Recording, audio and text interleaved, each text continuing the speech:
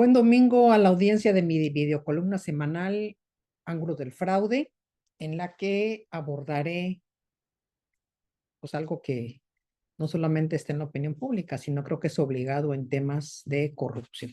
Segalmex. Segalmex es lo que vamos a platicar, vamos a tratar de entender todo lo que fue previsible y cómo la impunidad ha estimulado, ha premiado y ha inducido no solamente la repetición y propagación de este tipo de actos, sino que los moches van adquiriendo nuevas formas lingüísticas, estimada audiencia, ¿no?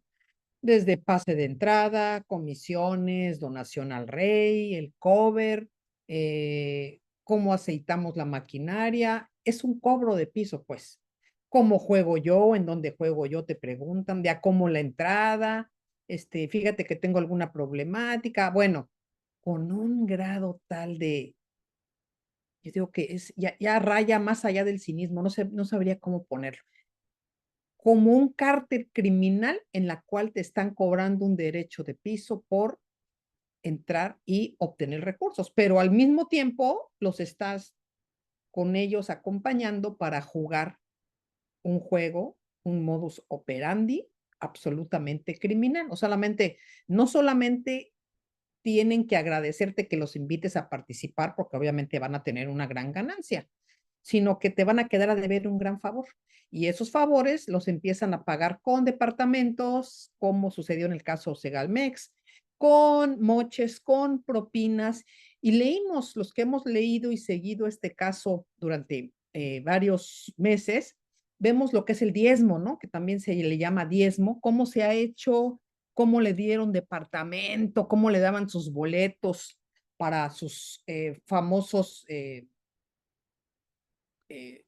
fútbol americano. Yo digo que cuando quieran encontrar a las personas, únicamente busquen en los grandes partidos y eventos quién está sentado hasta adelante, cómo está, y además con qué displicencia y honor lo goza, ¿no? Bueno, regresando al caso Segalmex, ¿por qué ocurrieron los hechos? Bueno, pues porque ocurrieron porque estas personas o las personas a quien nombraron en Segalmex, por supuesto que no eran las idóneas. Eso sin lugar a dudas se lo puedo decir. Si hubieran sido las idóneas, al menos se hubieran percatado de los primeros fraudes o de los primeros desvíos realizados. Pero no solamente no eran las idóneas, sino que seguramente pidieron esos espacios y esos lugares porque sabían que son espacios donde ha habido recursos de toda la vida y donde siempre se han desviado. Y aquí entra el papel de la Secretaría de la Función Pública y de los OICs. Las circunstancias de desvío de recursos a partir de lo que es la estafa maestra es absolutamente previsible si quienes supervisan, vigilan, auditan, hacen o hubieran hecho, y lo hubiera ya no existe en este tiempo, su trabajo con diligencia y cuidado profesional. ¿Quiénes son los proveedores? ¿Cómo llegan ahí? Y ahora vemos, inclusive leemos que estaban ya vinculados a la estafa maestra y a otros temas de hace años, no son nuevos, perviven, permanecen, los prohijan, los protegen. Bueno, ¿qué no podría ser un primer papel conocer quiénes son los proveedores de dónde estoy yo revisando? Pero el tema de la función pública tiene también un entorno muy lamentable. ¿Por qué? Porque son funcionarios que se han hecho en otras áreas. Muchos de ellos trabajaron, colaboraron en la Auditoría Superior de la Federación y merecen, por supuesto, un absoluto respeto.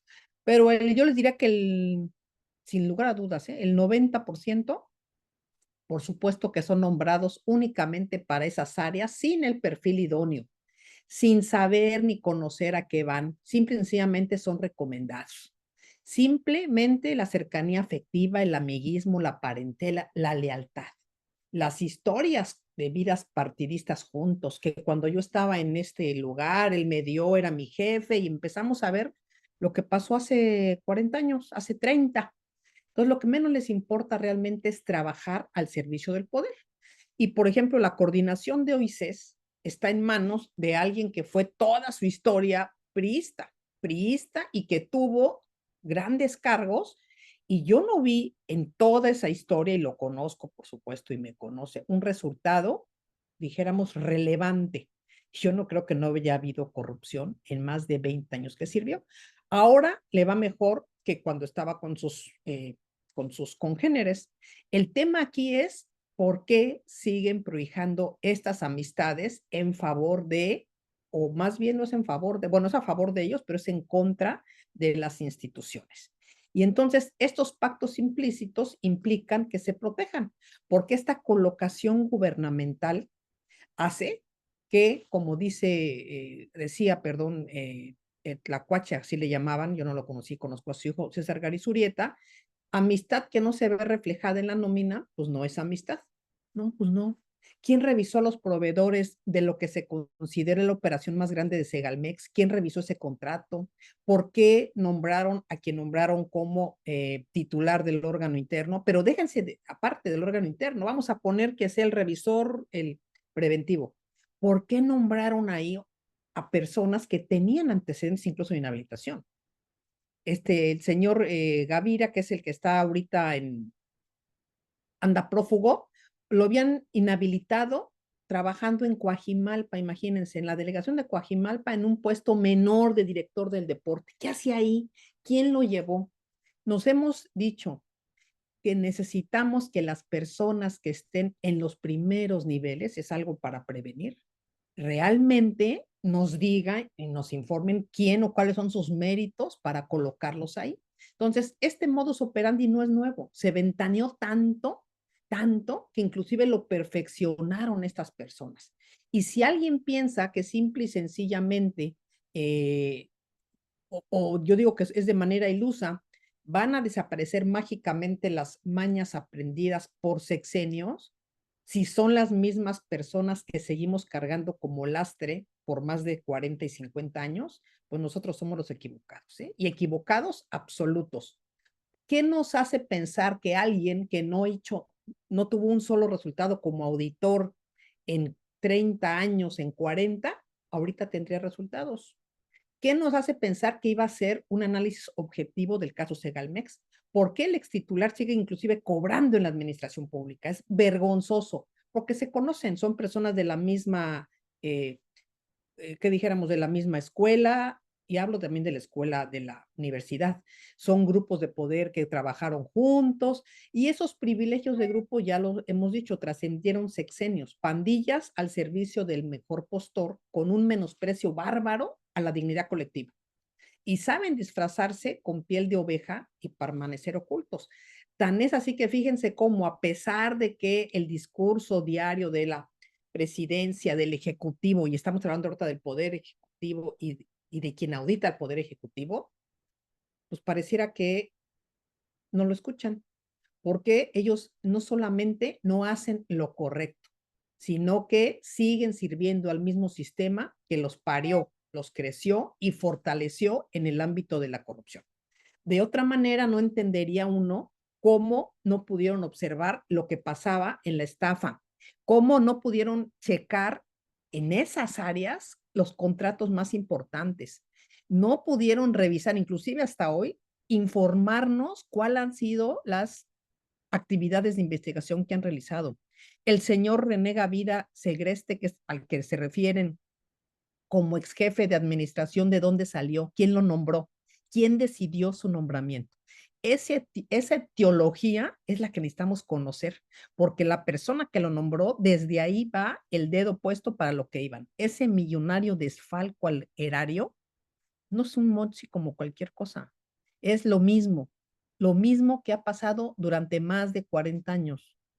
Ahora bien, uno de las personas, por ejemplo, ya había sido de los proveedores, ya había sido conocido por todas las irregularidades y lo siguieron manteniendo y lo siguen manteniendo. ¿Quién revisaba a los proveedores?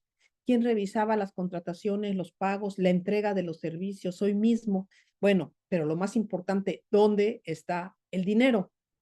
¿Dónde está el dinero? No me digan que es difícil saber dónde está, nada más de mandar llamar al titular, sentarlo y decirle, ok, ¿dónde está y cómo fueron las cosas? Porque yo entendería que parte de la reciprocidad de que lo tengan no en bueno, en la impunidad, pero lo tengan cuidado, ¿no? Esas frivolidades, pues cada quien elige sus propias cadenas, ¿no? Pero ahí, en ese reparto está el mensaje. Si somos nosotros personas que lo seguimos encubriendo de una manera inmoral, no, pues así van a morir. Pero el tema no nos importa cómo mueran. El tema es que, ¿por qué siguen con esa forma de encubrirse, de cuidar esas lealtades a costa del erario? Que lo sigan cuidando, pero lo que les parece preocupar es otra cosa, ¿no? Más bien, ¿quién es el padrino que lo nombró y por qué lo siguen sosteniendo? Entonces, imagínense alguien que 60 años ha servido de la misma manera al poder. ¿Cómo podemos lograr que cambie? Son estos núcleos de corrupción poderosísimos, y estos núcleos de corrupción, póngase usted a explicarle a toda la población.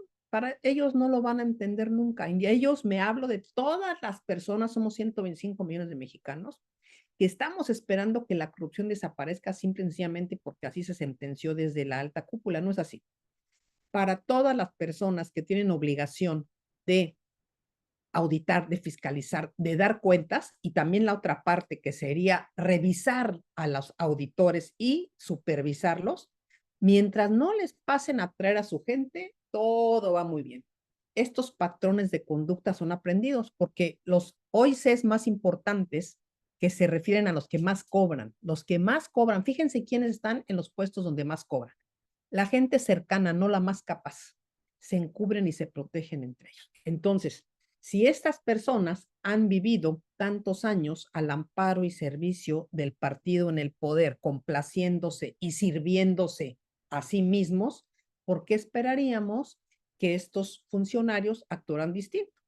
Y entonces aquí va otra cuestión bien importante que tendríamos que reflexionar.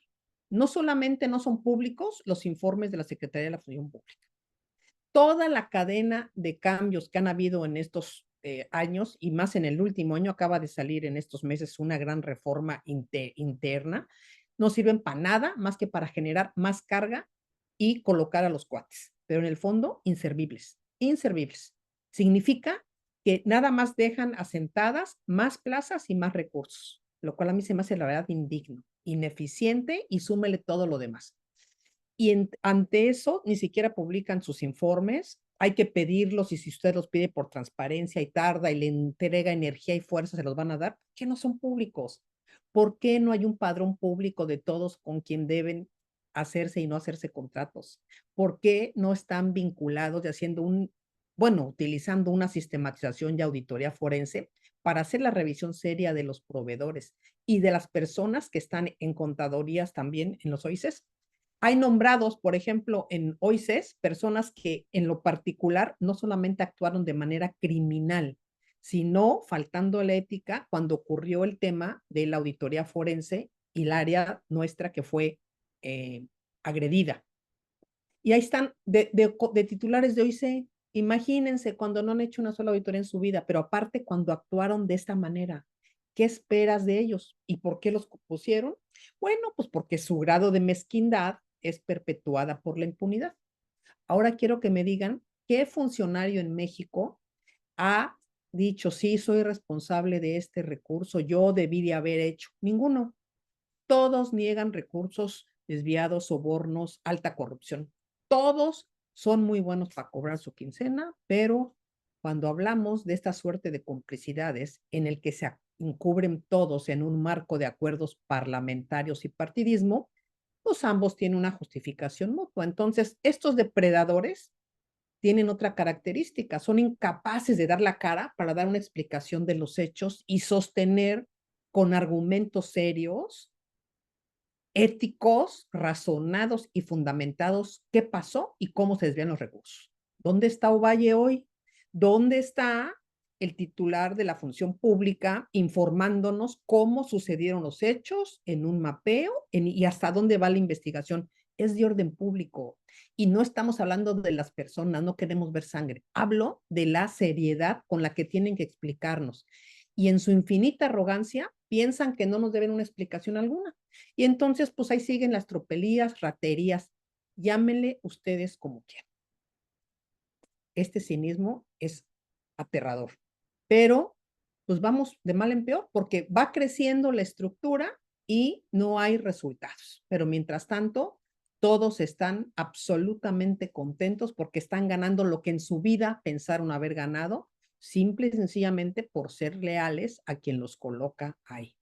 Ahora bien, imagínense cuánto trabajo le daría a estos pillos de alta jerarquía depredadora realmente rendirnos cuentas. No, pues si ponen a un titular de CONADE, de Segalmex, cuando fue de Sedatu, de Sedesol, decirnos, a ver, párate enfrente y dinos, por favor, qué pasó y cómo pasó.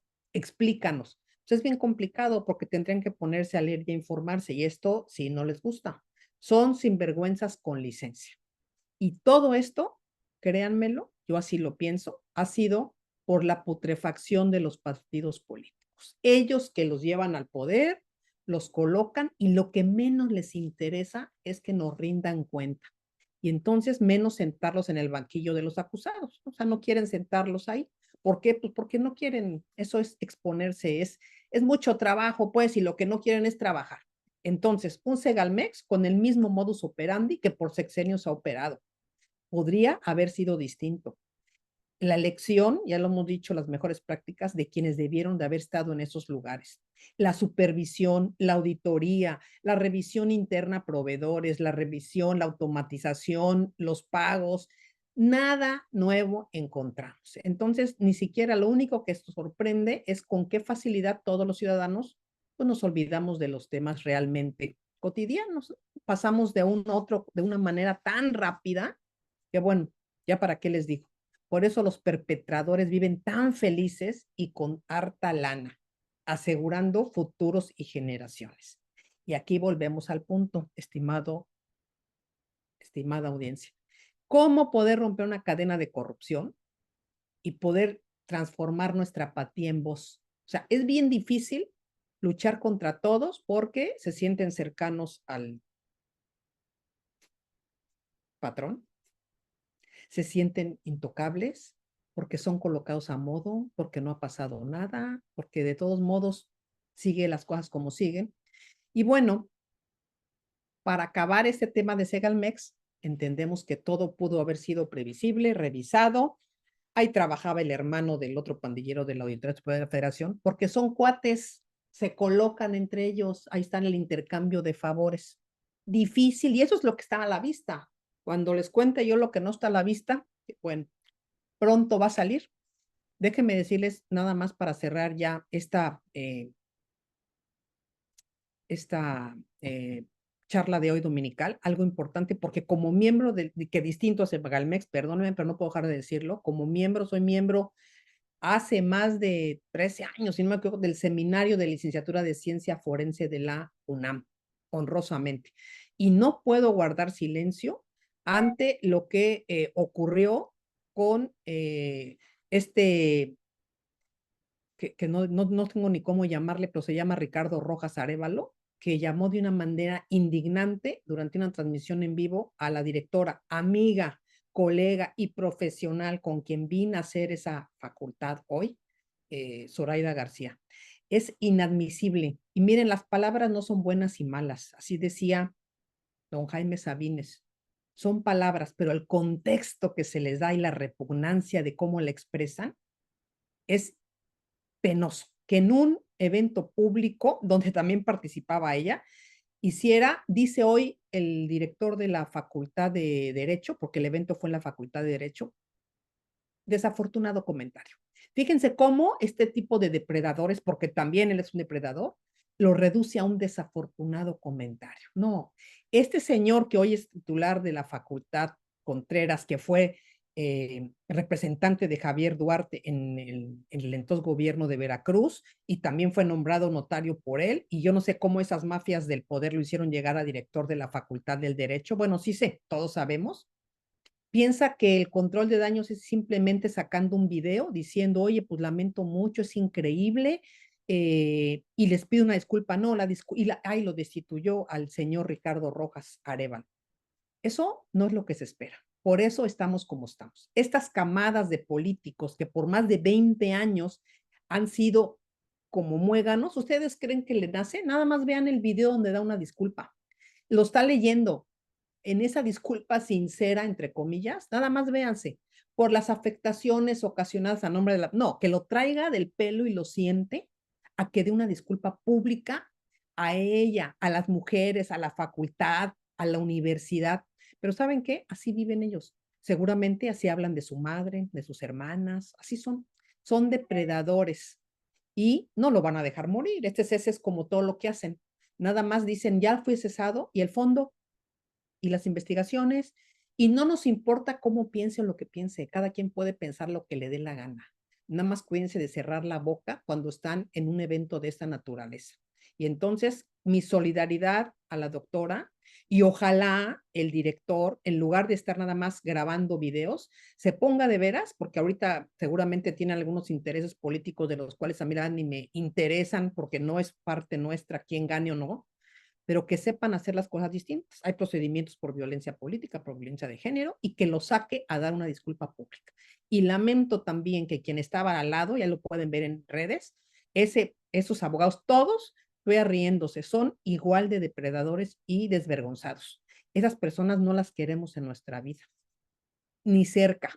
Ojalá nunca tengamos que toparnos con ellos. Y lo dije en mis redes también, ¿eh? No crean que aquí. Muchas gracias a todos. Me hicieron enojar, la verdad, esos cuates, porque son igual que los que están de esa misma camada. Son vergonzosos. Tenemos que hacer que cambie este país y que aprenda la gente a tratar a todos con respeto. Porque imagínense, las mismas pandillas trascendiendo espacios. Ay, no. Que el universo nos libre de eso. Cuídense, muy buen domingo, descansen y sean felices. Gracias, cuídense.